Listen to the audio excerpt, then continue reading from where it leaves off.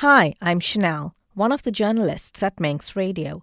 Welcome to the latest edition of Manx Radio Newscast. My name is Howard Green and I'm currently the president of the Pahar Trust Nepal.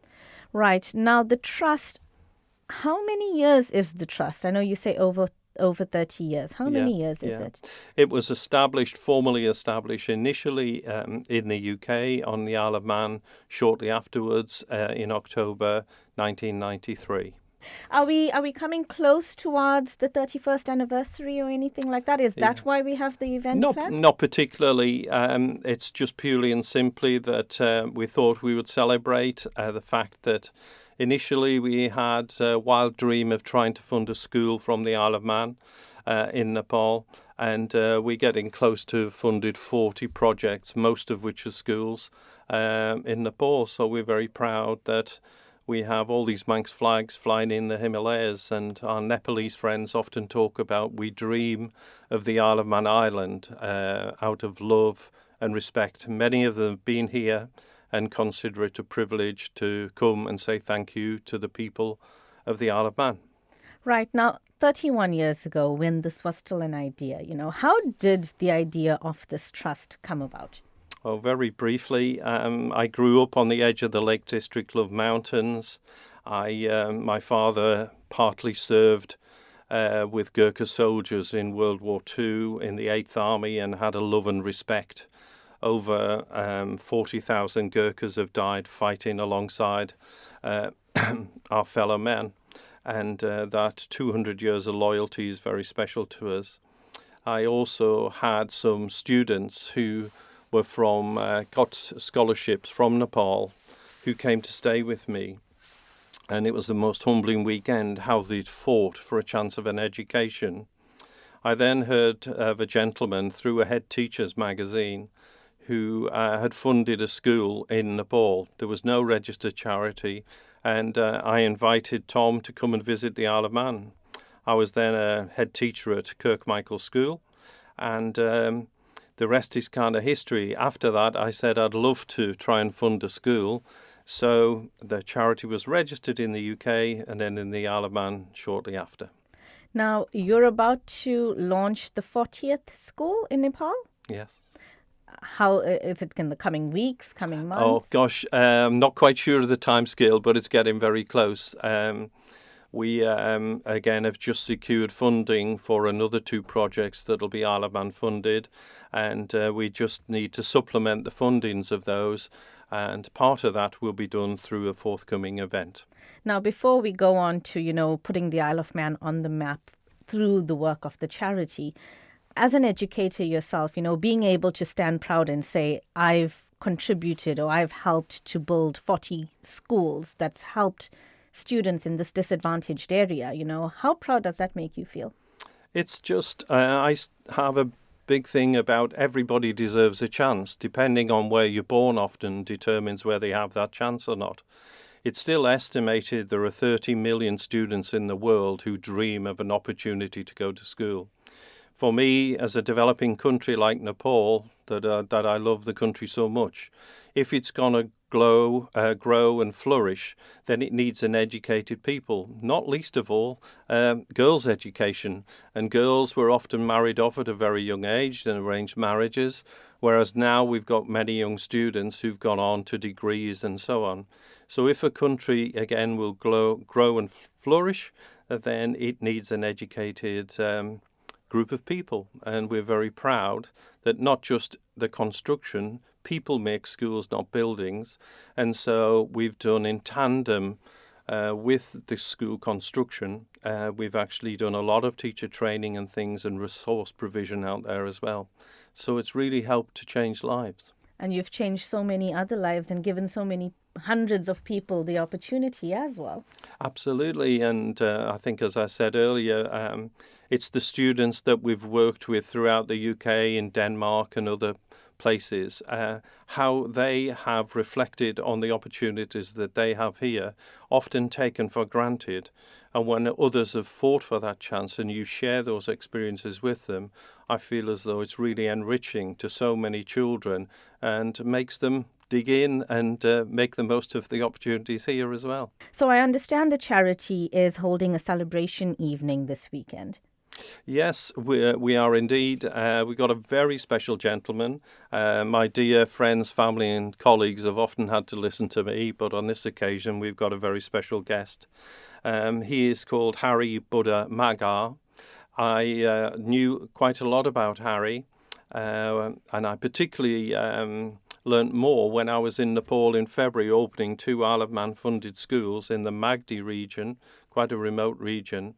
And a Captain Jit had actually served with Hari in the British Army. And one of our trustees, a Major Dan Chand, who's visited the Isle of Man many times, was also a colleague, ex-colleague of Hari. Hari had a very, very humble beginnings. I think he was born in a shed. He had an arranged marriage at a very young age. He worked and worked and worked. His dream, firstly, was to pass his school leaving certificate, which is kind of between our GCSEs and A-levels.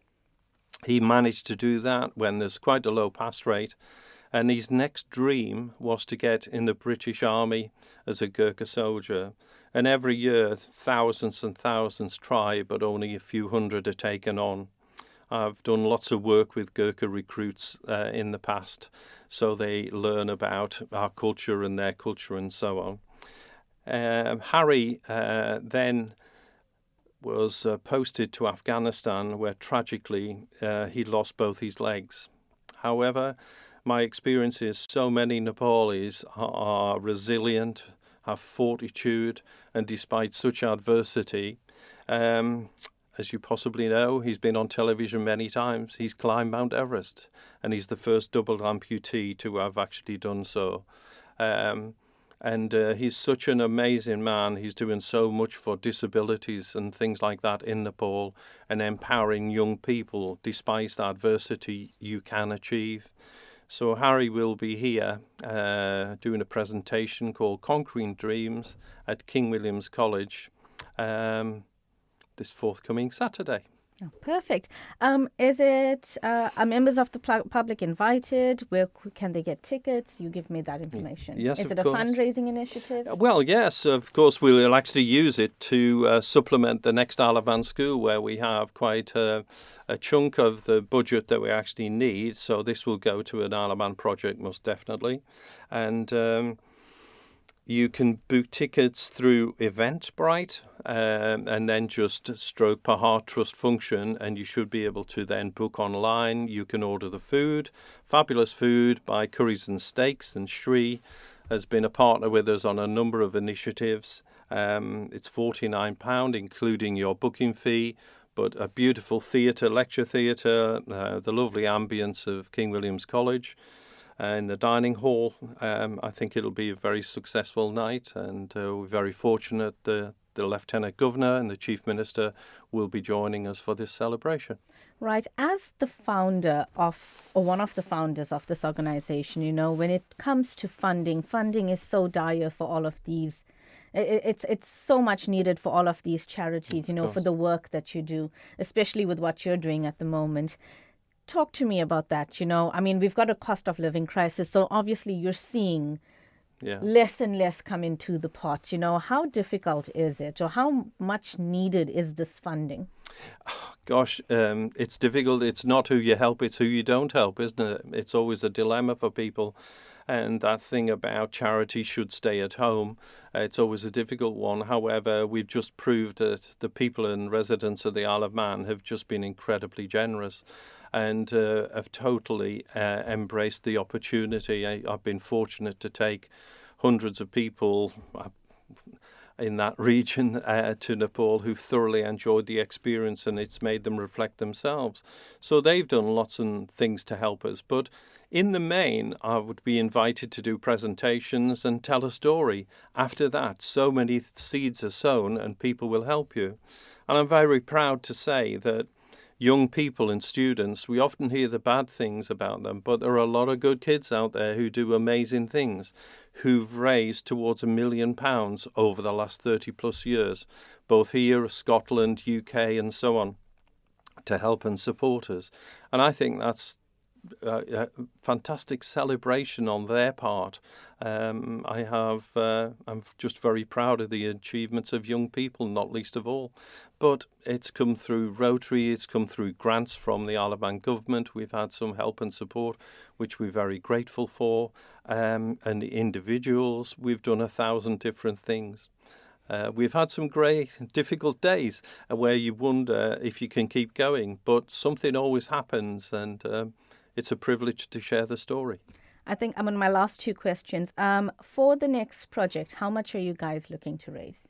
To be quite honest, I'm not quite sure. We have a project manager now, and I'm not quite sure the shortfall, but it will be between 5,000 and 10,000 that we actually need for the grant that we have secured in that kind of region. So the event forthcoming at King William's College will help us towards that target. And my last question is, I know it's not just the schools that you guys work towards building. I remember when we had, when there was some torrential rain in India. I know you, the trust got together and started doing some fundraising. So there's other projects that you guys get involved in. Yeah. As well as education, we've actually done a number of health posts and so on. And you are quite right, we have helped during emergencies. If you remember, in 2015, Nepal suffered a huge earthquake and over 9,000 people lost their lives. I remember I was travelling on the Seacat towards Liverpool. My daughter was running the London Marathon for the Trust, and we lost signal, as we all know, halfway across. And just prior to that, I heard there'd been an earthquake, and of course, initially I thought, oh dear, a lot of schools are going to have fallen down after all that hard work. But it was great testimony to our team that actually only 2 really suffered minor damage, and the rest are all earthquake-proofed. But the miracle, the earthquake happened on a Saturday.